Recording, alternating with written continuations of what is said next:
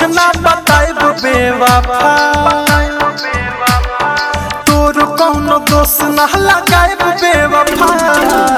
जोते कर ली है शादी मोर के बराबादी, सुन बतिया बता दी तोहरो विपत ये गोटर जाइब रे, डूब के पोखरा में मर जाइब रे, तोहरो विपत ये गोटर जाइब रे, डूब के पोखरा में मर जाइब रे। Mix by Aditya recording studio Gopalganj.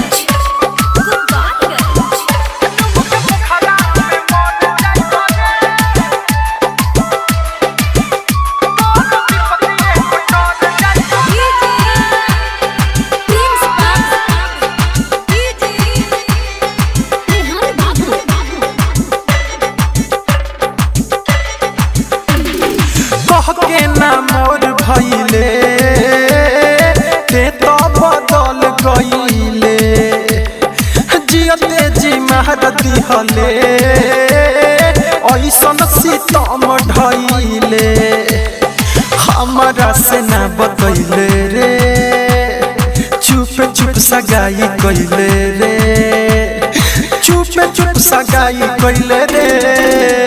ते तो बड़े शैतान करी है माफ न भगवान, कइले जिंदगी जिया नहीं न सोची है कि डर जाइब रे, डूब के पोखरा में मर जाइब रे, ई न सोची है कि डर जाइब रे, डूब के पोखरा में मर जाइब रे।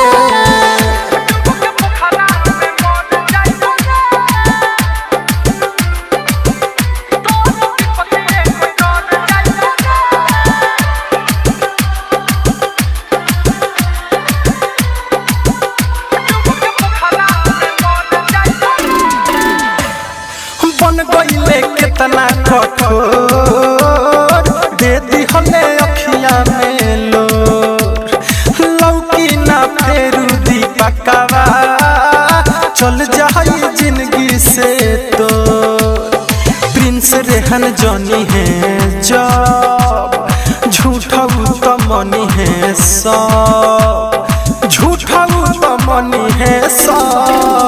संगे से सनत भाई छोटे सिद्दकी गोरी आई, तोरा सुने के भेटाई नाही कतही नजर आइब रे, डूब के पोखरा में मर जाइब रे, नाही कतही नजर आइब रे, डूब के पोखरा में मर जाइब रे।